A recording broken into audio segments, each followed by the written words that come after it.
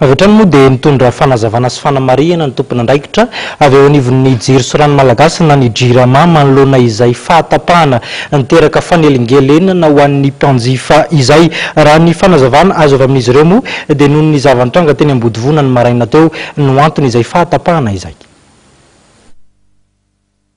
Mandeha be ny resaka mikasika ny fahatapahan'ny jiro sy ny rano Trangandroany, inona marina ny tena zavan-tranga? Nahatonga io zany dia misy mampalahelo. Misy trano miorina eo Ambodivona ambanina poteau 63 000 volt, zany haute tension zany. Dia mandoko misy olona mandoko eo ambon'ilay trano. Dia main courant be ilay olona. Ny atao hoe main courant zany dia court-circuit. Dia tratran'ny misy court-circuit zany dia tapaka daholo izay centrale mpamokatra rehetra ny herinaratra eto Antananarivo sy ny manodidina azy. Dia misy déclenchement général tapaka daholo ny jiro rehetra. Izay no nahatonga ny fahatapahana androany. Raha ny fanazavana voaray dia maromaro ireo centrale de production manome ny herinaratra ety Antananarivo ary mifandray avokoa izy ireo. Le hoe ligne de transport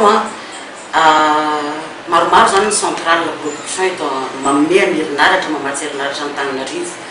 Misy hatrany Sandvohitra, hatrany Tsirabe, hatrany Andekaleka, Manandona, Tsiasopaniry, Atelomita, Mandraka. Dia misy koa ao Mandrosheza, misy Ambomanambola, be dia be zany. Dia ireo amin'ny maha réseau interconnecté anazy dia mifandray daholo zany ireo zavatra io. Ka raha mialany Mandraka ohatra ny jiro, le jiro voavokatra ny Mandraka zany iny le antsoina hoe 63 000 volt. Zay le lazaina hoe iny ny réseau iny. Manontany angamba ianao inona ny ataon'iny avy any Mandraka iny eny Ambodivona. Ny marina fantatrareo misy sous-station Ambodivona eo. Dia mifatana any Ambomanambola aloha le 63 000 le avy any Mandraka sy Andekaleka rehetra. Ireo rehetrarehetra no mifatana Ambomanambola, dia Ambomanambola indray no mizara azy, manaparitaka azy. Dia le mitondra an'ilay 63 000 volt ao Ambodivona zany no nisy an'iny accident io. Ilay pilonina mitondra ilay herinaratra moa dia marihana fa efa naorina talohan'ny trano. No marihany avy eo anivon'ny JIRAMA fa tsy tokony hisy trano iorina manakaiky ny ligne haute tension ireny. Toerana maro no voakasika ilay fahatapahan'ny jiro androany ary nitondra fialan-tsiny avy eo anivon'ny JIRAMA. Tapahana teo zany dia le lazaiko aminao hoe réseau interconnecté Tambazotra eto Antananarivo mena varatra tsika hatrany Kazobe any, hatrany Mahitsy any, Mahitsy Andramovelona.